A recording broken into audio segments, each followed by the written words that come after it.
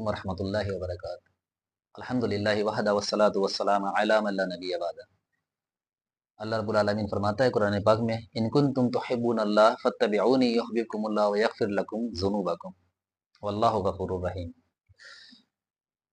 اللہ رب العالمین نے نبی علیہ السلام سے خطاب کر کے فرمایا کہ ان سے یہ بات کہہ دو، کیا کہہ دو؟ ان کنتم تحبون اللہ، اگر تم اللہ سے محبت کرنا چاہتے ہو۔ ان شرطیہ ہے، یعنی کہ اگر یہ کام کرو گے تو یہ کام ہوگا۔ تو اللہ رب العالمین نے یہ فرمایا کہ اگر تم اللہ سے محبت کرنا چاہتے ہو، ان کنتم تحبون اللہ تو فاتبعونی، تو مجھ محمد صلی اللہ علیہ وسلم کی پیروی کرو، اطاعت کرو۔ یحببکم اللہ، اب اللہ تم سے محبت کرے گا، ویغفر لکم ذنوبکم، اللہ تعالیٰ تمہارے گناہوں کو معاف کرے گا۔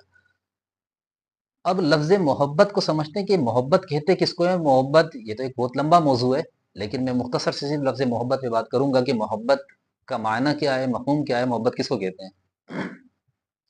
عربی زبان میں جب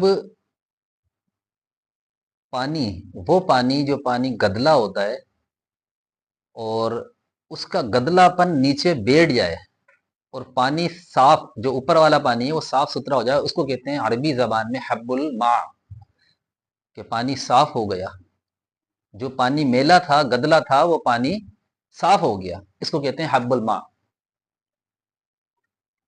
اسی طریقے سے اونٹ جب بیٹھتا ہے، اس اونٹ کو کہتے ہیں حب البعیر، یعنی کہ اونٹ بیٹھ گیا۔ اب دیکھیں، پانی کو کہا جاتا ہے حب الماء، یعنی کہ وہ پانی جو گدلا تھا، میلا تھا، گندا تھا، اس پانی کے نتھرنے کے بعد، صاف ہونے کے بعد اس کو کہا جاتا ہے حب الماء، یعنی کہ پانی صاف ستھرا ہو گیا۔ تو پتہ یہ چلا کہ حب کے معنی میں ہا اور با، جو اس کا مادہ ہے کیا کہتے ہیں، محبت کا، تو اس ہا اور با کے اندر یہ لفظ حب میں یہ بات پائی جاتی ہے کہ وہ چیز جو صاف ستھری ہو، پاکیزہ ہو، اس کو حب، اس کو محبت کہا جاتا ہے، جیسے کہ حب الماء۔ اسی طریقے سے حب البعیر، اونٹ بیٹھ گیا، اس کو بھی لفظ حب کہا جاتا ہے۔ کیوں؟ کیونکہ جب اونٹ بیٹھتا ہے تو بڑا جم کے بیٹھتا ہے اور بڑا ٹک کے بیٹھتا ہے، یعنی کہ تھوڑا مشکل سے بیٹھتا ہے، لیکن جب بیٹھ جاتا ہے تو بہت زیادہ جم کے بیٹھتا ہے۔ تو یعنی کہ یہ پتہ چل رہا لفظ محبت میں دوام اور اس کے اندر استقامت شامل ہے، یعنی کہ وہ چیز جب تک محبت نہیں بن سکتی، جب تک وہ پاکیزہ نہ ہو، صاف ستھری نہ ہو، یا اس کے اندر استقامت نہ ہو، یا وہ جم کے نہ ہو، اس کو محبت نہیں کہہ سکتے۔ اسی طریقے سے عربی زبان میں حباب، حباب کس کو کہتے ہیں؟ جو پانی کا بلبلا ہوتا ہے، اس بلبلے کو حباب کہا جاتا ہے عربی زبان میں۔ اور بلبلا آپ نے دیکھا ہوگا کہ بلبلا اوپر کی طرف اٹھتا ہے، یعنی کہ محبت، لفظ محبت میں بلندی شامل ہے۔ جب تک بلندی نہ ہو، جب تک سچی محبت نہ ہو، تو انسان بلند بھی نہیں ہوتا ہے۔ تو لفظ محبت میں یہ چیز شامل ہے۔ اور ایک اور ہا اور با جس کا مادہ ہے، ہا اور با، حب جو ہے وہ دانے کو کہتے ہیں۔ قرآن پاک میں یہ لفظ کئی جگہ پر آیا حب، اور دانے کے معنی میں، یعنی کہ وہ اناج، وہ دانا جس سے اناج غلہ اگتا ہے زندگی گزارنے کا سامان، یعنی کہ انسان ایک دانے کو اگاتا ہے، اس سے ہم اناج اگاتے ہیں، پھل فروٹ، بہت ساری چیزیں جو ہمارے کھانے پینے کی، ہماری زندگی گزارنے کی، ہمیں زندہ رہنے کے لیے اناج کی ضرورت ہے، غلے کی ضرورت ہے۔ تو وہ اس غلے کے دانے کو حب کہا جاتا ہے۔ یعنی کہ پتہ یہ چلا لفظ محبت میں اگر محبت کی جائے تو اس کے لیے زندگی ضروری ہے، اور محبت، اس محبت، لفظ محبت میں یہ بات شامل ہے کہ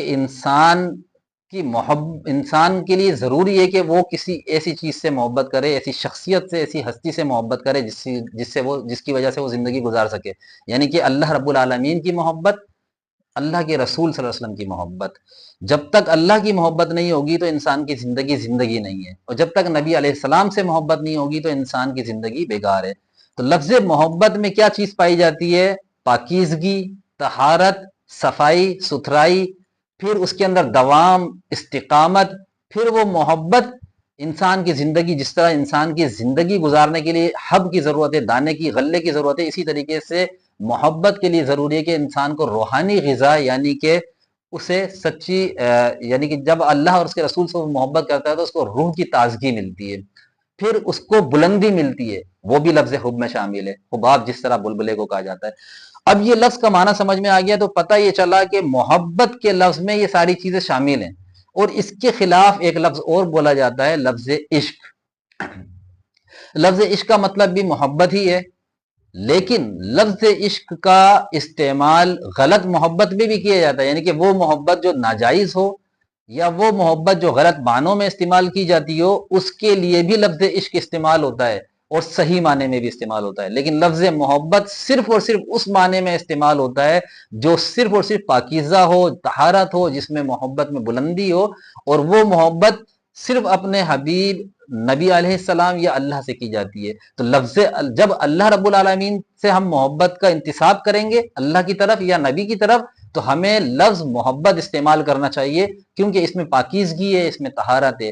اور ایسا لفظ جو لفظ عشق ہے، ٹھیک ہے، اس کا مطلب بھی محبت بنتا ہے، لیکن یہ پاکیزہ محبت کے لیے بھی استعمال ہوتا ہے اور غیر پاکیزہ محبت کے لیے بھی استعمال ہوتا ہے، اور لفظ حب صرف اور صرف پاکیزہ محبت کے لیے استعمال ہوتا ہے۔ اسی لیے اللہ رب العالمین نے پورا قرآن اٹھا لیں، احادیث کا ذخیرہ اٹھا لیں، ذخیرہ احادیث میں یا قرآن میں آپ کو لفظ عشق نہیں ملے گا، لفظ محبت کئی جگہ پہ ملے گا۔ تو اللہ تعالیٰ لفظ محبت کا استعمال کرتا ہے، کیوں؟ اس لیے کہ اللہ تعالیٰ جن سے محبت کرتا ہے پاکیزہ محبت کرتا ہے۔ تو ہم بندوں کو بھی، ہم انسانوں کو بھی چاہیے کہ اللہ اور اس کے رسول سے محبت کریں تو سچی محبت کریں، پاکیزہ محبت ہو، طہارت ہو اس کے اندر، اور یہ صرف لفظ محبت سے ہی حاصل ہو سکتی ہے، لفظ عشق سے نہیں۔ تو اللہ تعالیٰ سے دعا ہے اللہ تعالیٰ ہمارے کو دین کو صحیح طرح سمجھنے کی توفیق عطا فرمائے۔ وما علینا الا البلاغ۔